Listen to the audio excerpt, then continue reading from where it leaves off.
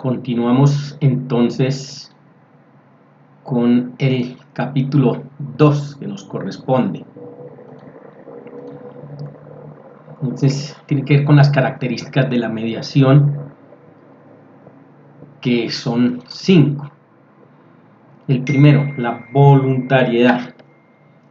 Voluntariedad y libre disposición, que consiste fundamentalmente en la capacidad tanto de las partes como de los mediadores de participar en el proceso por su propia voluntad y por tanto la capacidad de poder quedarse o retirarse del mismo en cualquier momento. Vean que apunta a querer hacerlo, nada de obligatoriedad. Por lo tanto, el trabajo importante de los mediadores en la sesión informativa es retomar la voluntariedad y cambiar esa percepción para que las partes comprendan y sobre todo sientan que aunque efectivamente pueden haber llegado al proceso por esa imposición, entre comillas, del juzgado, su continuidad en el mismo es absolutamente voluntaria y por supuesto apartarse del proceso no tendrá ninguna consecuencia negativa en el procedimiento judicial. Se trata de que perciban la mediación como un sistema con el que es solucionar el conflicto que se encuentren en sede judicial por sí mismos y no mediante la solución impuesta por el juez. Y es muy importante también que se comprenda desde el principio que los mediadores, en cualquier momento, si entienden que es imposible continuar o perciben que el conflicto no es mediable, les informarán y podrán dar por finalizado el proceso. Entonces eso es lo que tiene que ver con la primera característica. La segunda, la de confidencialidad. Hay que destacar que, por tratarse de la mediación de un sistema diferente para la resolución de conflictos, el mediador debe favorecer que las partes puedan hablar libremente, desenvueltamente, poder exponer con libertad y explicar todas aquellas cuestiones que sean necesarias para avanzar en la consecución de su acuerdo o arreglos, incluida su propia visión del conflicto y la expresión de sentimientos, que muy a menudo son parte del conflicto o el problema. Y ello con la garantía de que todo cuanto se diga en esas sesiones no puede y nunca será utilizado fuera de la mediación. Ahí está todo el aspecto de confidencialidad. Y que tampoco pueden ser llamados los mediadores como testigos o declarantes en el caso de que hubiera un proceso judicial posterior. Esta confidencialidad afecta a todo el proceso de mediación, tanto si se trata de reuniones conjuntas con las partes o individuales del mediador con cada una de ellas. Entonces estos mediadores sabrán transmitir a las partes desde la primera sesión que lo que los mediados hablen en mediación y que se queda en mediación. Todo lo que se maneje en ese ambiente, entonces cumple con esta fundamental característica de la confidencialidad. La neutralidad o imparcialidad.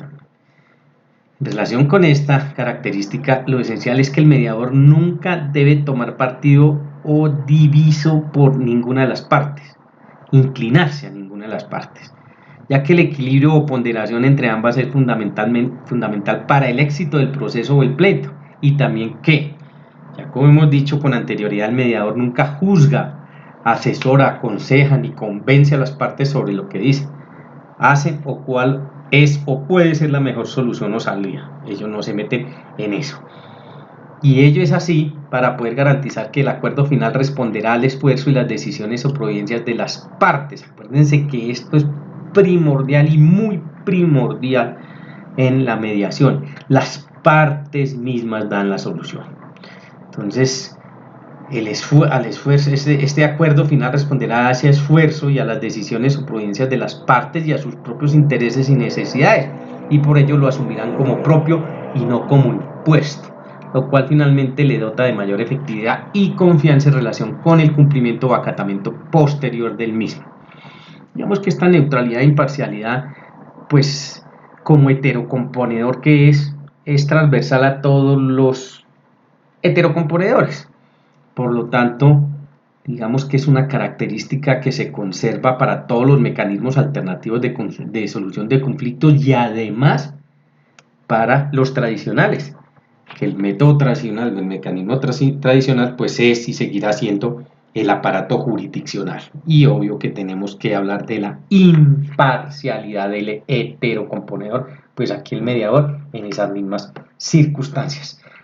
Un poquito más arraigada en cuanto a esta figura se refiere porque él facilita, lo decíamos desde la primera sesión, y las partes son las que pueden tomar la solución. La autorresponsabilidad de las partes. Es importante esta autorresponsabilidad porque en el sentido de que en mediación son las partes las auténticas protagonistas del proceso y deberán esforzarse y trabajar para buscar la mejor solución y responsabilizarse así del cumplimiento de la misma. Este principio supone que la mediación sea mutuamente el sistema que ostenta un mayor porcentaje de cumplimiento voluntario de acuerdos, y ello es sobre todo porque son las partes con su propio esfuerzo e implicación y no un tercero ajeno a ellas quienes buscan y deciden la mejor opción para resolver el conflicto. Se habla entonces de autorresponsabilidad porque miren que en el mejor de los casos, mediador, lo decíamos y lo vamos a tener que siempre apuntalar y tenerlo presente, va a facilitar la resolución del conflicto, no lo va a resolver. Por eso, a diferencia de otros sistemas como asesoramiento, arbitraje o proceso judicial, cualquiera que sea, en que siempre es un tercero el que decide y pone la solución, lo decíamos, ahí está la diferencia. Solución que a su criterio mejor se ajusta al conflicto existente. Saben ustedes en mediación, entonces es importante que desde el principio las partes sientan que aunque con ayuda de los mediadores son ellas las que deciden cuál es el acuerdo que mejor se ajusta a la situación a la que se enfrentan, teniendo en cuenta sus propios intereses, sentimientos y cualquier otra cuestión o circunstancia que por motivos evidentes no puedan ser tenidos en cuenta en otros sistemas de resolución de conflictos. Y la quinta, la flexibilidad. Entonces hablamos de flexibilidad de la mediación en contraposición a otros sistemas como el arbitraje y el proceso judicial, en los que el proceso es formal y rígido. Aquí no, por eso es flexible. Acá, en mediación, las partes pueden hablar de cuantas cuestiones crean necesarias e importantes en el momento en que así lo entiendan. Vea que ahí se despoja de todas las formas. No existe, pues que se trata de resolver el conflicto teniendo en cuenta todas las circunstancias que lo componen, y son las partes las que deben exponer desde su punto de vista cuáles son ellas. El proceso se adapta a las partes en ese sentido, incluso puede suceder que avanza la mediación, surjan nuevas cuestiones o temas que sean necesarios o importante debatir y se propongan por las partes para llegar también, en su caso, a los acuerdos necesarios para solventarlas. Miren que esta es una diferencia también grande con los mecanismos tradicionales que ustedes conocen y existen, y es que se tiene que plantear desde el principio y ese será el marco para la actuación, ejemplo en los procesos judiciales. Aquí no, aquí pueden surgir nuevas y si de común acuerdo las partes los quieren incorporar y buscarle una solución a ellos también, no hay ningún problema y lo pueden incorporar, totalmente flexible, ¿no? En cambio, en el proceso judicial o en los arbitrajes, el conflicto es el que se plantea, lo decíamos desde un principio, el proceso se rige por una serie de normas, de ahí que se critique mucho ese carácter formal, ¿no?, que a veces hace las cosas tan difíciles.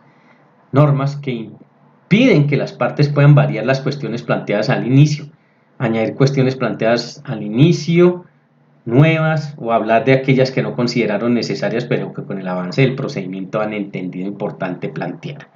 Cuestión que como característica importantísima, y refiriéndonos a esta de la flexibilidad, sí se puede hacer en mediación.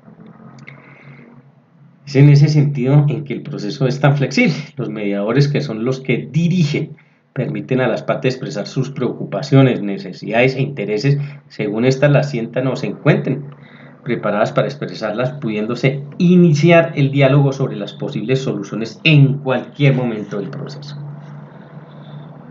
La mediación.